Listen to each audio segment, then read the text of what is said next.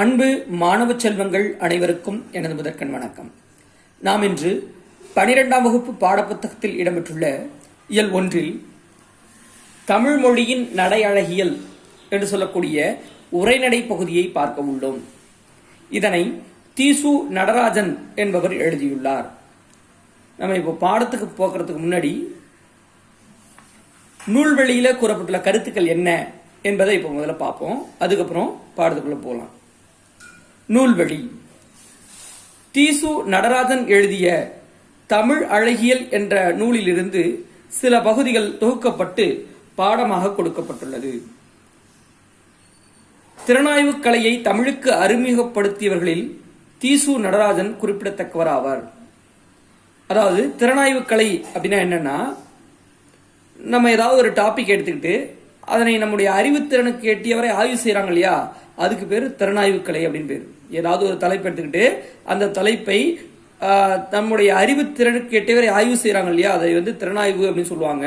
அந்த திறனாய்வு கலையிலே சிறந்தவராக இருந்தவர் தான் நம்முடைய தீசு நடராஜன் அவர்கள். திறனாய்வாளராக பரவலாக அறியப்படும் இவர் மதுரை காமராஜர் பல்கலைக்கழகம், போலந்து நாட்டுடைய வார்ஷா பல்கலைக்கழகம், திருநெல்வேலி மனோன்மணியம் சுந்தரனார் பல்கலைக்கழகம் ஆகியவற்றில் தமிழ் பேராசிரியராக பணிபுரிந்தவர்.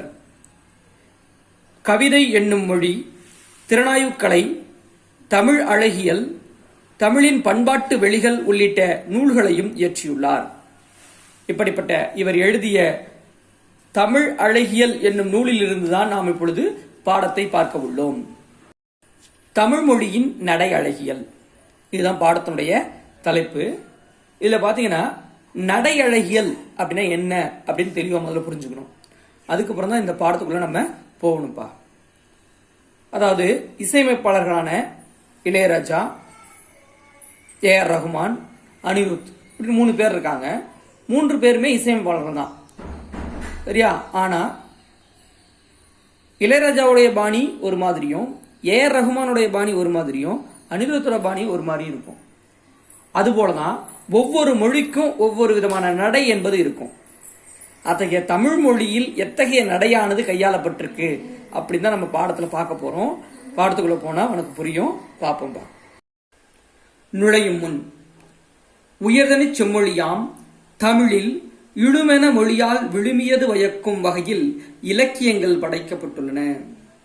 அதாவது எந்த ஒரு செய்தியும் இல்லை அப்படின்னு சொல்லக்கூடிய அளவிற்கு தமிழ் மொழியில் இலக்கியங்களானது படைக்கப்பட்டுள்ளது அப்படின்னு சொல்றாங்க. அடுத்தது, தமிழர்களுடைய அழகுணர்வு என்பது மலரும் மனமும் போல கவிதையுடன் இரண்டர கலந்துள்ளது. மலரும் மனமும் எவ்வாறு ஒன்றாக இருக்குமோ அது போல தமிழுடைய வாழ்க்கையிலே கவிதையானது இரண்டர கலந்துள்ளது அப்படின்னு சொல்றாங்க. கவிப்பொருளை அமைக்கின்ற விதத்தில், உணர்ச்சியை பாய்ச்சும் விதத்தில் தீங்கவிகளை செவியார பருகச் செய்து கற்போர் இதயம் கனியும் வண்ணம் படைக்கும் அழகியல் உணர்வு பண்டைய கவிஞர்களுக்கு இயல்பாக இருந்தது. அழகு இந்த பேரண்டத்தினுடைய செய்தி. அதாவது இங்கே எந்த ஒரு பொருளுமா இருந்தாலும் சரி, எதுவா இருந்தாலும் சரி, எப்படி இருக்கணும் அப்படின்னா அழகா இருக்கணும் அப்படின்னு நினைக்கிறது மனிதர்களிடத்திலுடைய இயல்பான ஒன்று. அதன் அடிப்படையில் உண்மையுமாய் ஒளியுமாய் உணர்வையும் அறிவையும் கலந்து உயிரில் கலக்கும் அதன் ஆற்றல் உணர்வு நிலையினையும் அறிவு புலனையும் இலக்கியமாக ஆக்குகிறது. அதன் அடிப்படையில இலக்கியங்கள் தோன்றுகிறது. அவ்விலக்கியத்தை முன்கொண்டு செல்கிறது. தமிழில் இதனுடைய வழித்தடங்கள் ஆழமாக பதிந்துள்ளன. அறியப்பட்ட வரலாற்று காலத்தின் தொடக்கமாக தோற்றம் தருகிற சங்க இலக்கியம் குறிப்பிட்ட சில அழகியல் பரிணாமங்களை வரித்துக் கொண்டுள்ளது. அதாவது சங்க இலக்கியங்கள்ல எவ்வாறு இத்தகைய அழகை நமக்கு காட்டுகின்றனர் என்பதை பற்றி தான் நமக்கு பாடமாக தந்திருக்காங்க. மொழிசார் கலை. அழகியலை உருவாக்குவதற்கு தளம் அமைத்து தருகின்ற தொல்காப்பியம் இலக்கியத்தையும் மொழியையும் ஒரு சேர பேசுகின்ற இலக்கணமாகும். அதாவது அழகியலை பற்றி சொல்லக்கூடிய அந்த முதன்மையான நூல் எதுனா தொல்காப்பியம் தான். அது இலக்கியத்தையும் மொழியையும் ஒன்னா சொல்லுது அப்படின்னு சொல்றாங்க. எழுத்துக்கள் பற்றி பேச போகின்ற போதே செய்யுளுடைய வழக்கு பேசப்படுகிறது. எழுத்துனா எப்படி இருக்கணும்? வேதனை என்பார் மக்கட் சுற்றே, அக்ரணை என்பார் அவரெல்லாம் பிறவே அப்படின்னு நுட்பாவோட சொல்லுது. அதாவது எழுத்தை பத்தி பேசும் பொழுது என்ன பண்ணுது, சொல்லை பற்றியும் செய்யுளை பற்றியும் பேசுகிறது. எழுத்தையும் சொல்லையும் போன்றே செய்யுளுடைய ஓர் உள்ளமைப்பாக தொல்காப்பியம் கருதுகிறது. ஏனைய கலைகளிலிருந்து கவிதை கலையை வேறுபடுத்துகின்ற அதன் முதன்மையான தனிச்சிறப்பான பண்பு இது. கிரேக்கம், வடமொழி முதலிய பிற மொழிகளை விட தமிழ் இதனை திட்டவட்டமாக புரிந்து வைத்துள்ளது. பேசுபவன், கேட்பவன் ஆகியோருடைய தனிப்பட்ட சூழல்கள், பேசும் போதும் கேட்கும் போதுமான தனிச்சூழல்கள் ஆகியன மட்டுமல்லாது வரலாற்று முழுக்க மொழி மனித நாக்குகளில் ஈரம்பட்டு கிடக்கிறது. அதனையே இலக்கியம் தனக்குரிய அழகியல் சாதனமாக மாற்றிக்கொண்டிருக்கிறது. உவமம், உருவகம், எச்சம், குறிப்பு, உள்ளுரை, இறைச்சி முதலியவை மொழியினுடைய இயல்பு வழக்குகளை கலையியல் வழக்குகளாக மாற்றுபவை. அதாவது சாதாரணமான ஒண்ண என்னவா மாற்றுது அப்படின்னு பார்த்தா கலையாக மாற்றுகிறது. கலையாக மாற்றுகிறது எது அப்படின்னு பார்த்தோம்னா உவமம், உருவகம், எச்சம், குறிப்பு, உள்ளுரை, இறைச்சி. சாதாரண ஒரு பொருளை கலை வடிவமாக நமக்கு மாற்றித் தருகிறது இவையெல்லாம். இலக்கியம் என்ற மொழிசார்களை மொழியினுடைய தனித்துவமான பண்புகளை என்ற மட்டும் தனக்குரியதாக்கிக் கொள்கிறது. இலக்கியத்திற்கு ஒரு தனிச்சிறப்பு தன்மையும் தந்துவிடுகிறது. அத்தகைய தன்மைதான் கவிதைத்தனம் அல்லது இலக்கியத்தனம் என்று பேசப்படுகிறது. இதனால் மொழி சார்ந்த பொருள் மொழி சார்ந்த கலையாக மாறிவிடுகிறது. அதாவது ஒரு செய்தியை சொல்றதா அமைஞ்ச அந்த இது இந்த மாதிரியான உவமை, உருவகம், எச்சம், குறிப்பு, உள்ளுரை, இறைச்சி போன்ற உத்திகளை பயன்படுத்தும் பொழுது அது மொழி சார்ந்த கலையாக மாறிவிடுகிறது என்று சொல்லப்படுகிறது. அடுத்த தலைப்பு பார்த்தீங்கன்னா கலைமுழுமை. இலக்கியத்தினுடைய பயன் பற்றி தமிழ் இலக்கிய மரபில் அழுத்தமான கருத்து உண்டு. அதாவது இலக்கியங்களுடைய தன்மை என்ன அப்படின்னா ஆழமான ஒரு கருத்து இருக்கு. அறம், பொருள், இன்பமாகவோ அல்லது வேறு ஏதோ ஓர் உயர்ந்த குறிக்கோளாகவோ இந்த பயன் இலக்கிய உருவாக்கத்தில் நடைபெற வேண்டும். அதாவது ஒரு இலக்கியம் படைக்கிறோம் அப்படின்னா அதுல அறத்தை பற்றியோ அல்லது பொருள் பற்றியோ இன்பமான ஒரு செய்தியை பற்றியோ கருத்தை மையமாக கொண்டு அது எம்பிட வேண்டும். பின்னால் வந்தவர்கள் இதனை இயந்திர போக்காக தனியாக ஒட்டாமல் கூறியுள்ளனர். ஆனால் தொல்காப்பியம் மிகவும் தெளிவாக இலக்கியத்தினுடைய நோக்கம் அல்லது அறிவியல் சார்ந்த கருத்து நிலையைகள் கலை உருவாக்கத்தின் போது சரிவர இணைந்திருக்க வேண்டும் என்பதனை சுட்டிக்காட்டியுள்ளது. எந்த ஒரு இலக்கியத்தை படைத்தாலும் அதில் என்ன இருக்கணும் அப்படின்னா அறக்கருத்துக்கள் இயம்புவதாக இருத்தல் வேண்டும். அத்தகைய ஒரு முழுமைதான் கலை முழுமை எனப்படுகிறது. அதாவது அந்த எந்த இலக்கியத்திலே ஒரு அறக்கருத்தானது வைக்கப்படுகிறதோ அதுதான் கலை முழுமை என்று சொல்லப்படுகிறது. சங்க இலக்கியம் அகத்தினை சார்ந்த செய்திகளையும் புறத்தினை சார்ந்த செய்திகளையும் பாடுபொருளாக வடிவமைத்துள்ளன. அகன் ஐந்திணைகளை பேசுகின்ற தொல்காப்பியம் புணர்தல், பிரிதல் முதலான அகன் ஐந்திணைகளை இன்பம், பொருள், அறம் ஆகிய அறவியல் லட்சிய பொருட்களோடு இரண்டர இணைத்து விடுகிறது. அதுபோல் இன்னொரு இடத்தில் பாவகைகள் ஆசிரியம் முதற்கொண்டு 4 எனச் சொல்லிவிட்டு தொடர்ந்து அந்நில மருங்கின் அறமுதல் ஆகிய மும்முதற் பொருட்கும் உரியன என்ப. அதாவது பாவகைகள் சொல்லும் பொழுது கூட அதிலே அறக்கருத்துக்கள் இயம்பிட வேண்டும் என்று சொல்கிறார். அறவியல் கருத்துக்களை இணைத்து சொல்லிவிடுகிறது. செவ்வியல் இலக்கியம் கட்டமைக்க விரும்பிய அறம் இது. எந்த ஒரு செம்மையான ஒரு இலக்கியத்தை நம்மை படைக்க வேண்டும் என்று நினைத்தாலும் அதில் என்ன இருக்கணும்னா அறக்கருத்துக்கள் இருப்பதாக அது அமைதல் வேண்டும். அதுதான் செவ்வியல் இலக்கியமா அது மாறுங்க. சமூக பண்பாட்டு மரபுக்கேற்ப கலைப்படைப்பை அழகியல் நெறியை பண்பாட்டு லட்சணையாக சித்தரிப்பதற்கு தமிழ் மரபு முன் வந்திருக்கிறது, முன்மொழிந்தும் இருக்கிறது. தமிழ் அழகியின் நெடும் பரப்பு இது. இதுவரைக்கும் நம்ம மொழிசார் கலை அப்படின்னா என்னன்னு பார்த்தோம். அதே மாதிரி கலை முழுமை அப்படின்னா என்ன பார்த்தோம். அதாவது கலை முழுமை அப்படின்னா எந்த ஒரு இலக்கியம் படைத்தாலும் அதிலே அறக்கருத்துக்கள் நிரம்பியதாக இருந்தால் மட்டுமே அது செம்மையான இலக்கியம் என்று சொல்கிறார். செவ்வியல் இலக்கியம் என்று சொல்லப்படுகிறது அப்படின்னு பார்த்தோம். இப்ப நம்ம பார்க்க போறதுதான் நடை அழகியல் அப்படிங்கிற தலைப்பு பார்க்க போறோம். இந்த நடை அழகியல்னா தான் தமிழ் மொழியின் நடை அழகியல். பாடத்து பேரே பாரு, தமிழ் மொழியின் நடை அழகியல். அப்பொழுது தமிழ் மொழியினுடைய நடையானது எவ்வாறு இருக்க வேண்டும், அதில் என்னென்ன முக்கியம் அப்படின்னு பார்க்கிறோம். தலைப்பு பாருங்க, நடை அழகியல். பாட்டு அல்லது கவிதையினுடைய நடையியல் கூறுகளில் ஒளிக்கோலங்களும் சொற்களின் புலமும் தொடரியல் போக்கும் மிக முக்கியமானவை. அதாவது ஒரு கவிதைன்னு எடுத்துக்கிட்டோம்னா நடையியல் கூறுகள் நிறைய இருக்கும். நடையியல் கூறுகள் என்ன இருக்கும்? நிறைய இருக்கும். அதுல மிகவும் முக்கியமானது என்ன அப்படின்னு பார்த்தோம்னா ஒளிக்கோலங்கள், சொற்களின் புலம், தொடரியல் போக்கு. இந்த 3 பத்தி தான் நம்ம இன்னைக்கு பார்க்க போறோம். சரியாப்பா? அதுல தொல்காப்பியர் பாருங்க, நடை வெற்றியலும் என்றும் நடை நவின்றொழுகும் என்றும் சில சொற்றொடர்களை தொல்காப்பியம் கையாண்டிருக்கிறது. மேலும் ஆசிரியர் நடைத்தே வஞ்சி, ஏனை வெண்பா நடைத்தே களி என்றும் சொல்கிறது. நடை என்ற சொல் தெளிவான பார்வையோடு இங்கு இடம்பெறுகிறது. தொல்காப்பியம் அப்படிங்கிற இலக்கண நூல்ல நடை என்பதை பற்றி தெளிவாக சொல்லியிருக்காங்க அப்படிங்கிறது இந்த பகுதி நமக்கு சொல்லுதுப்பா. மொழியின் தனிச்சிறப்பான கூறுகளும் அவற்றிற்கான கையாளுகின்ற வகைமைகளும் கவிதையினுடைய உந்து சக்தியாக அமைகின்றன. மொழிக்குள் இருக்கும் ஒரு வலிமையான ஆற்றல் கவிதைக்காக, இலக்கியத்துக்காக தன்னை வெளிப்படுத்திக் கொள்கிறது. கவிதையினுடைய இயங்காற்றல் தான் நடை. ஒரு கவிதை சிறப்பாக இருப்பதற்கு அதனுடைய நடை ரொம்ப முக்கியம் அப்படின்னு சொல்றாங்க. தொல்காப்பியமும் பிற இலக்கியங்களும் அவ்வாறே கருதுகின்றன.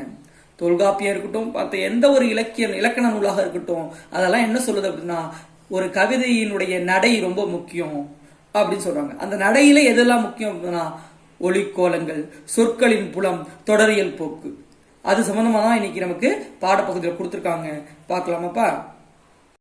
இப்ப நம்ம முதல்ல பார்க்கக்கூடிய தலைப்பு ஒளிக்கோலங்கள். எந்த ஒரு தொன்மையான மொழியும் சமிஞைகளிலிருந்தும் இசைகளிலிருந்தும் தான் தொடங்குகிறது. எந்த ஒரு பழமையான மொழியா இருக்கட்டும், அதனுடைய தொடக்கம் எவ்வாறு இருக்கும் அப்படின்னா சமிஞைகள், அதாவது கையசைவுகள், முக அசைவுகள், அதன் அடிப்படையில் தான் அமைஞ்சிருக்கும்.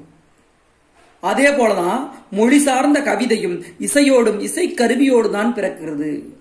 கவிதை கூட என்ன பண்ணுதுன்னா இசையோடும் இசை கருவிகளோடும் சேர்ந்துதான் கவிதை என்பது பிறக்கிறது. ஓசையும் பொருளும் இணைந்தே கலை வடிவம் கொள்கிறது. ஒரு கவிதையில ஓசை, சத்தம் சொல்றோம் இல்லையா, அதுவும் அதுல இருக்கக்கூடிய பொருளும் இணைந்துதான் கலையாக மாறுகிறது. இதனையே அந்த பாடல்களினுடைய, பாடல்னா பணுவல் அப்படின்னு ஒரு பொருள் இருக்கு, அந்த பணுவலுடைய ஒளி பின்னல், சவுண்ட் ஸ்ட்ரக்சர் என்று சொல்கிறார்கள். எடுத்துக்காட்டாக இங்க ஒரு பாட்டு கொடுத்திருக்காங்க, அந்த பாட்டை படிப்போம் பாருங்க. கடந்தடு தானை மூவரும் கூடி உடன்ற நீராயினும் பரம்பு கொளற்கரிதே, 300 ஊர்த்தே தன்பரம்பு நன்னாடு, 300 ஊரும் பரிசிலர் பெற்றனர், யாமும் பாரியும் உளமே, குன்றும் உண்டு நீர் பாடி நீர் செலினே. அதாவது இந்த பாடலை யார் பாடுறாங்க அப்படின்னா கபிலர் அப்படிங்கிற ஒரு புலவர் பாடுறாரு. இதுல என்ன சொல்றாரு அப்படின்னா கடந்தடு தானை மூவரும் கூடி, இந்த தமிழகத்தை முப்பெரும் வேந்தர்கள் ஆட்சி செய்ததா உனக்கு தெரியும். சேரன், சோழன், பாண்டியன் அப்படின்னு சொல்லக்கூடிய 3 வேந்தர்கள் ஆட்சி செய்த நிலப்பகுதி. நீங்கள் மூவரும் கூடி பரம்பு கொளற்கரிதே, நீங்க 3 பேர் ஒன்னா சேர்ந்தா போனா கூட அந்த பரம்பு மலையை உங்களால பிடிக்க முடியாது. இந்த பரம்பு மலை பண்ண யாருதுரா? பாரி அப்படிங்கிற மன்னன், வள்ளல் இருக்கான் இல்லையா, பாரி அப்படிங்கிற வள்ளல், அந்த வள்ளலுடைய நிலப்பகுதி அது. அதை உங்களால பிடிக்க முடியாது. 3 வேந்தர்களாகிய நீங்க ஒன்னா சேர்ந்து போனா கூட பாரியினுடைய பரம்பு மலையை உங்களால் பிடிக்க முடியாது. 300 ஊர்த்தே தன்பரம்பு நன்னாடு. ஏன் அப்படின்னு பாத்தீங்கன்னா அந்த பரம்பு மலையை சுத்தி 300 ஊர்கள் இருக்கின்றன. அந்த 300 ஊர்களையும் என்ன பண்ணா தன்னை பாடி வரக்கூடிய வாணர்களுக்கும் புலவர்களுக்கும் விரலியர்களுக்கும் என்ன பண்றான்னா பரிசு பொருட்களா கொடுத்துறான். தன்னை நாடி வந்த வாணர்களுக்கும் விரலியர்களுக்கும் புலவர்களுக்கும் அந்த 300 ஊர்களையும் பரிசலாக கொடுத்துறான். அங்கே எஞ்சி உள்ளது என்ன அப்படின்னா பரம்பு மலை மட்டுமே. அதை கூட நீங்க ஜெயிக்க முடியாது, ஏன்னா அவன் அத்தகைய வலிமை வாய்ந்தவன். அதனால நீங்க என்ன பண்ணுங்க அப்படின்னா அவனிடம் பாடி சென்று அதை பரிசு பொருளா கேட்டீங்கன்னா உடனே கொடுத்துருவான். 300 ஊர்த்தே தன்பரம்பு நன்னாடு 300 ஊரும் பரிசிலர் பெற்றனர்.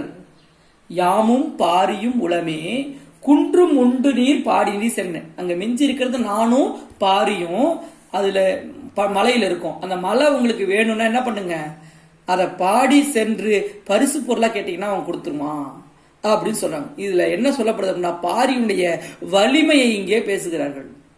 கபிலர் என்ன சொல்றாரு, நீங்க 3 பேர் ஒன்னா சேர்ந்தா போய் அவர்கிட்ட போரிட்டு கூட ஜெயிக்க முடியாது எதை, பரம்பு மலையை. ஆனா அவன்கிட்ட என்ன பண்ணுங்க, பாடி சென்று பரிசு பொருளா கேளுங்க, உடனே கொடுத்துருவான் அப்படின்னு சொல்றாரு. இங்கே பாரியினுடைய வலிமை இங்கே பேசப்படுகிறது. அதனால என்னும் இப்பாடலில் வன்மையான உணர்ச்சியை காட்டுகின்ற விதத்தில், வலிமையை உணர்ச்சியை காட்டணும் இல்லையா, அதுக்காக க த ட ர முதலிய வல்லின மெய்கள் பிற மெல்லின இடையின மெய்களை காட்டிலும் அதிகமாக பயன்படுத்தப்பட்டிருக்கு. அப்போன்னா ஒரு வலிமையான செய்தியை நிலைநாட்டும் பொழுது அங்கே வல்லின எழுத்துக்கள் அதிகமாக பயன்படுத்தப்படுதுன்னு அர்த்தம்பா. சொல்றது புரியுதா? அதாவது வல்லின எழுத்துக்களான க ச ட த ப ரன்னு சொல்லுவோம் இல்லையா, இந்த வல்லின எழுத்துக்கள் வலிமையை நிலைநாட்டக்கூடிய இடங்களிலே பயன்படுத்தப்படுகிறது. அதே மாதிரி ஒரு மென்மையான செய்தியை சொல்லணும் அப்படின்னா அங்கே மெல்லெழுத்துக்கள் பயன்படுத்தப்படுகிறது. இடைப்பட்ட செய்திகள் சொல்லும் போது அதை இங்கே இடையின எழுத்துக்கள் பயன்படுத்தப்படுது. இதைதான் சொல்ல வராங்க. இன்னும் சில பாடல்களின் அடிகளில் இங்கே இதன் அடிப்படையிலே ஒப்பிட்டு பார்த்து ஒளிக்கோலத்தினுடைய வலிமையை அறிந்து கொள்ளலாம். சிறு சிறு வாக்கியங்கள் பேசுவோருடைய அறுதியிட்டு பேசும் தன்மை காட்டப்படுகிறது. எக்ஸாம்பிளா இன்னும் 2-3 பாட்டு கொடுத்துருக்காங்க. அதுல என்ன சொல்லிருக்காங்க அப்படின்னு பார்ப்போம். படாம் ஈத்த கெடா நல்லிசை கடா யானை களிமான் பேக. அடுத்தது பாருங்க, புணரின் புணராது பொருளே பொருள் வயிற்பிரியின் புணராது புணர்வே. அடுத்தது, நுந்தை தந்தைக்கு இவன் தந்தை தந்தை. இதெல்லாம் நூற்பா. இப்பாடல்களில் என்ன சொல்றாங்கன்னா, உயிர் ஒளிகள் குறிப்பாக நெடில் ஒளிகளினுடைய வருகையும் சில ஒளிகளும் சில சொற்றொடர்களும் திரும்பி வரல் தன்மை பெற்றிருப்பதும் இவற்றோடு சேர்ந்து நிகழ்த்த பெறக்கூடிய சொல் விளையாட்டுக்கள் அப்படின்னு சொல்றான். என்ன சொல்றான், சொல் விளையாட்டுகள். இப்ப சொன்னதெல்லாம் சொல் எப்படி வச்சு சொற்களை பயன்படுத்திருக்காங்க அப்படின்னு பாருங்க. இந்த ஒளிக்கோலம் சங்க பாடல்களில் முக்கியமான ஒரு பண்பாகும். இத்தகைய ஒளிக்கோலங்களை சங்க பாடல்கள் பயன்படுத்தி இருக்காங்க அப்படின்னு சொல்றாங்கப்பா. அடுத்தது நம்ம பார்க்க போறது சொற்புலம். சொல்லில்தான் உணர்வும் பொருளும் பொதிந்து கிடக்கின்றது. கலையும் பண்பாடும் வரலாறும் அரசியலும் பொதிந்து கிடக்கிறது. சொல்வளம் என்பது ஒரு பொருள் குறித்து வரும் பல பொருள் குறித்து வரும் ஒரு சொல்லாய் வருதலும், பல துறைகளுக்கும் பல சூழல்களுக்கும் பல புனைவுகளுக்கும் உரியதாய் வருதலும், உணர்வும் தெளிவும் கொண்டதாய் வருதலும் என்று செழிப்பான தளத்தில் சொல் விளைச்சல் கண்டிருப்பதனை குறிப்பதாகும். சங்க இலக்கியத்தில் இது மலர்ந்தும் கனிந்தும் கிடக்கின்றது. உதாரணமாக, முல்லைக்கலியிலே காளைகளுடைய பல இனங்களை காட்டுகின்ற சொற்கள் நிரம்பி கிடக்கின்றன. இன்றைய இலக்கியத்தில் இப்படித்தான் கி ராஜராராயணன் என்று சொல்லக்கூடியவர் கிடை என்ற குறுநாவலில் ஆடுகளின் அடையாளங்களை பல பெயர்களில் சொல்லி அழைக்கின்றார். சொல்வளம் ஒரு பண்பாட்டினுடைய அடையாளமாகவும் இருக்கிறது. சொல்வளம் என்பது தனி சொல்லாக நிறைந்து அமைவதை குறிக்கும். ஒன்றற்கு மேற்பட்ட சொற்கள் கௌகை நெகிழாமல் முயங்கி கிடப்பதனையும் குறிக்கும். உதாரணமாக, தமிழில் சில தொகை மொழிகளை இங்கே கொடுத்திருக்கிறார்கள் பாருங்க. வைகுரு விடியல், கன்னி விடியல், புல்லன் மாலை, நல்லன் ஞாமம், காமர் வனப்பு, மான்கவின் காண்டக வனப்பு, கவினுரு வனப்பு அப்படின்னு கொடுத்திருக்காங்க. அதே பாரு, தீநீர், நெடுநீர், சின்னீர், பனீர் என்பதும், ஒளி வெள்ளருவி, பறைக்குழல் எழுவி, பொய்படு சொல், நகைக்கூட்டம், ஓவச் செய்தி, இப்படி 1000 வார்த்தைகள் தமிழிலே இருக்கின்றது. சங்க இலக்கிய மொழியின் அடையாளமாக உள்ள ஒரு பண்பு இது. இதனை தொகைநிலை என்றும் தொல்காப்பிய எச்சவியல் பேசுகிறது. தொகையியல் என்று எதில் சொல்றாங்க, தொல்காப்பியத்தில் கூடிய எச்சவியல் அப்படிங்கிற இயல்ல சொல்லியிருக்காங்க. உதாரணம் பாருங்க, நீர் படுகின்ற அல்லது நீர்ப்பட்ட பசுமையான களம் என்பது எதுவும் தொகாமல் வருகின்ற தொடராகும். அதுவே நீர்படு பசுங்கலம் என்று கூறும் பொழுது தொகைமொழியாக இருக்கிறது. தொகைமொழி என்பது செறிவுபடுத்தப்பட்ட ஒரு வடிவமைப்பு. அது வாக்கிய அமைப்பில் ஒரு சொல் போலவே நடைபெறுகிறது. தொடரியல் போக்குகள். ஒளிக்கோலமும் சொற்புலமும் சொற்றொடர் நிலையும் பாடலின் தளத்தை ஏர்நடத்தி பண்படுத்தி போகின்றன என்றால், பாத்தி கட்டி வரப்புயர்த்தும் பணிகளை தொடரியல் வடிவம் செய்கிறது. சொல்லுவோருடைய மொழித்திறன் கேட்போர் அல்லது வாசிப்போருடைய உளப்பாடாக மரித்தாக்கம் பெற வேண்டும். பரிமாறப்படும் உணர்வுகளும் செய்திகளும் ஏற்ப தொடர்கள் நேர் நடந்தும் ஏறி இறங்கியும் திரும்பவும் சுழன்றும் இயங்குகின்றன. உரைநடை வழக்கு, பேச்சு வழக்கு உள்ளிட்ட இயல்பு வழக்கில் தொடரமைப்பு என்பது எழுவாய் பிளஸ் செயப்படுபொருள் அல்லது பிறவற்றுடன் கூடிய அமைப்பு பிளஸ் பயனிலை என்று வருவதே மரபு. ஆனால் சங்க பாடல்களில் பலவற்றில் இது பிறழ்ந்தும் வருகிறது. கவிதை மறுதலை தொடர் இது. உதாரணமாக, முத்தாய்ப்பாக முடியும் பாடலில் இறுதியில்தான் இந்த தொடரியல் பிறழ்வு பெரிதும் காணப்படுகிறது. சான்றாக, பேரையின் முறுவலார் நம்பி நெடுஞ்செழியனுடைய சாவுச் சடங்கு சர்ச்சைக்கு உள்ளானது பற்றி பாடிய பாடல். அதாவது பேரையின் முறுவலார் அப்படிங்கிறவரு பாடக்கூடிய பாடல் யாரை பத்தி பாடியிருக்காங்க அப்படின்னா, நம்பி நெடுஞ்செழியனுடைய சாவுச் சடங்குல ஒரு பாடல் எழுதுறாரு. அதுல பாத்தீங்கன்னா, இடுகவென்றோ சுடுகவென்றோ பழிவடு படுக இப்புகழ் வெய்யோன் தலையே. இந்த இறுதி அடி ஓர் எளிமையான தொடரியல் பிறழ்வோடு அமைந்திருக்கிறது. ஏனைய 20 அடிகளில் தொடர்கள் வரிசையாகவும் திட்டமிட்டு நேர்படவும் சொல்லுகின்றன. தொடியுடைய தோள்மணந்தனன் எனத் தொடங்கி ஒவ்வொரு அடியும் தனித்தனி வினைமுற்றுக்களோடு தன்னிறைவோடு முடிகின்றன. இப்படி ஒரு 18 பண்புகளை வரிசைப்படுத்திய பிறகு தொகுத்து சொல்வது போல, ஆங்கு செய்பனவெல்லாம் செய்தனன் ஆதலின் என கூறிவிட்டு, போடா போ, புதைத்தால் புதை, சுட்டால் சுடு என்று அழுத்துக் கொள்கிறது. பாடலின் தொடரியல் சார்ந்த வடிவமைப்பு இதற்கு துணை நிற்கிறது. நடையியல் வடிவமைப்பின் பகுதிகளையும் முழுமையினையும் சார்ந்தே இருக்கிறது. அத்தகைய தமிழ் அழகியலை கட்டமைப்பதற்கு சங்க இலக்கியமே முதன்மை ஆதாரம். அந்த பணுவலின் நீண்ட நெடும் இழைகளும் அதற்குள் குறுக்கும் நெடுக்குமாக ஊடுபரவி ஓடும் இழைகளும் கருத்தியல் நிலையிலும் வடிவமைப்பு நிலையிலும் கவன ஈர்ப்பை தருகின்றன. மேலும் சங்க இலக்கியம் அதனுடைய தனித்துவம் மிக்க சமூக பண்பாட்டு தளத்தின் குறிப்பிட்ட சில பண்புகளையும் போக்குகளையும் சொந்த மரபுகளாக நிறுவிக்கொண்டு விட்டது என்பதனை நம்மால் அறிய முடிகிறது.